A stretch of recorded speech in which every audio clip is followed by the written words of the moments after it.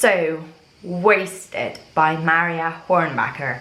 This book, oh my god, there's so much to say about it, and I even mentioned it in the video, finishing every book that I haven't finished, but very honestly, I need to put in a review of itself because I think that it deserves one.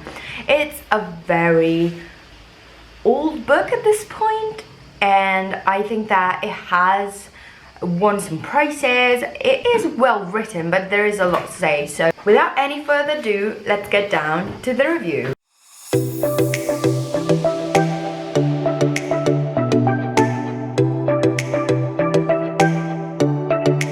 General plot. The memoir talks about the journey through a disorder from the tender age through the age of 19, where Marya finds herself one step away from death. Wasted by Marya Hornbacker. I see why people say it's very triggering because her disorder started when she was 9 years old, and eating disorders are a very competitive field, and even if people don't say so, they really want to be the sickest one. And that comes when they are deep into the disorder, because if the people that they have around suffer from the same illness or thinner than they are, it's gonna make them even worse. And I think that that is seen also in some videos that I've seen recently of twins that both have an eating disorder, and they do want to have the same behavior towards the disorder. They eat the exact same amount of things, they want to be exactly the same, because there's this competitive aspect that if one of the sisters or one of the twins is going to be bigger than the other, they're not going to feel well. And so this is really troubling and is one of the aspects of the illness. In this book, there were very interesting bits of the eating disorder community, let's say, that treated eating disorders. And those bits were even poetic at times. I'm gonna read you something because I thought that the things that were in there were very well written and I liked them very much. So I will say that even if it's kind of twisted, there was a lot of potential in there, and it was good writing style. And this feels bad to say, but it actually was. Unfortunately, I can't get to my own quotes, but here on Goodreads there are some that I can read to you and that are very beautiful. I wanted to kill the me underneath. That fact haunted my days and nights. When you realize you hate yourself so much, when you realize that you cannot stand who you are, and this deep spite has been the motivation behind your behavior for many years, your brain can't quite deal with it. It will try very hard to avoid that realization. It will try in at least ditch effort to keep your remaining parts alive, to remake the rest of you. This is, I believe, different from the suicidal wish of those who are in so much pain that death feels like relief. Different from suicide, I would later attempt trying to escape the pain. This is a wish to murder yourself. The connotation of kill is too mild. This is a belief that you deserve slow torture, violent death. Or another beautiful quote, you begin to forget what it means to live. You forget things. You forget that you used to feel alright. You forget what it means to feel alright because you feel like shit all the time and you can't remember what it was like before. People take the feeling of full for granted. They take for granted the feeling of steadiness, of hands that do not shake, heads that do not ache, throats not raw with bile, and small rips of fingernail forced to the gag spot, stomach that do not begin to wake up in the night, calves and tights knotting in muscles that are beginning to eat away at themselves. They may or may not be awakened at night by their own inexplicable sobs. So, I think that you can take this as a kind of explanation of why this book is beautiful and terrible at the same time. Because it's very hard to think that this is something that everyone can read.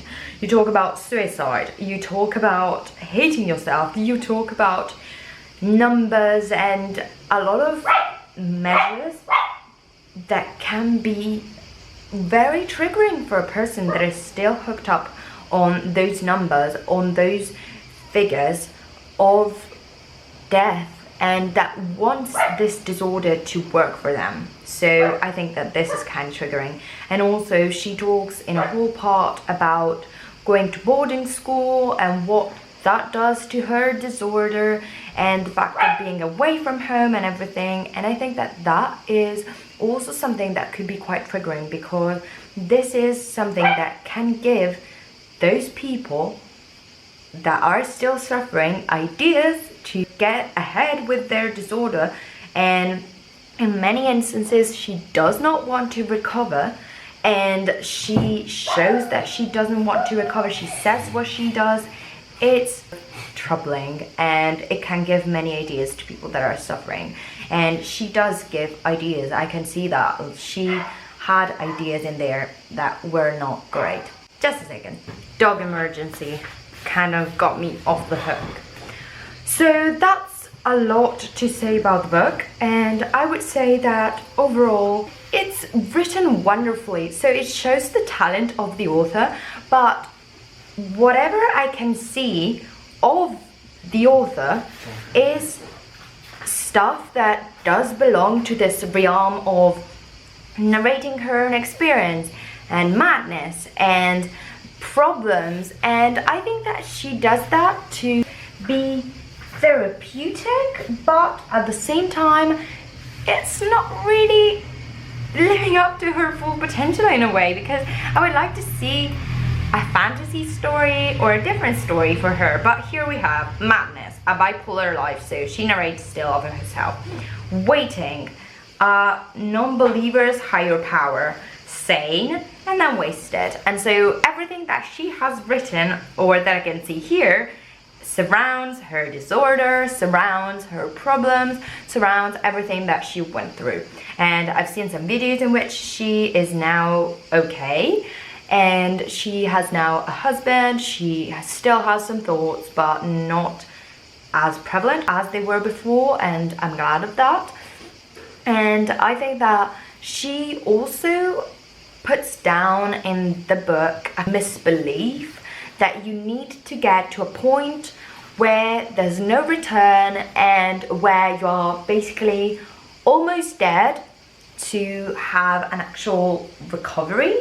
And I think that she does say that obviously that's not the way to go, but coming from an anorexic, I think that that is exactly what you want. Exactly going down a path where there's no return, people see that you're so bad, and they would do anything for you to be better. And there isn't the awareness that people around you are suffering, because you think that they think exactly what you think, and so they won't like you at all, and they will think that what you're doing is basically a good thing, because you think, oh yeah, I'm dieting, that's a good thing. And it's not necessarily a good thing, because if you go below a certain weight, it's not a good thing at all. So she does say that what made her realize that she wanted to get better and do it right was after many recoveries, being told that she had 7 days to live. And I think that's so bad, because what if someone else that is living the same struggle, maybe not as severe, gets down to that point because they start believing that this is what they have to do to get down to a weight that is so low that they are told that, and that is so damaging. And yeah, I think that's terrible. So overall, the book was really double standard.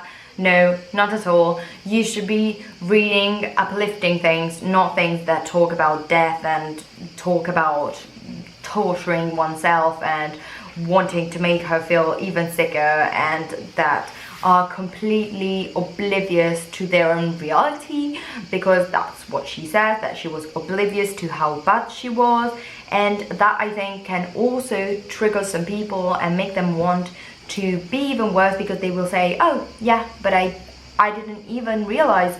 And they will get down to a certain point where they wouldn't even realize. Eating disorders are different from anyone that has them. They are very different, and they don't have a one solution for one person. So I think that if you really want to consume eating disorder related content, you have to look at more positive sources of inspiration for recovery, because that one is not an inspiration for recovery. That is basically a narration of deprivation that is complete with tips that absolutely is not suggested by me at all, because that is going to be very hard to get out of if you get down into that loop that severely. So I love you all, guys. Hope you enjoyed this review. Will decide to subscribe to the channel, and we will see each other next time. Bye guys.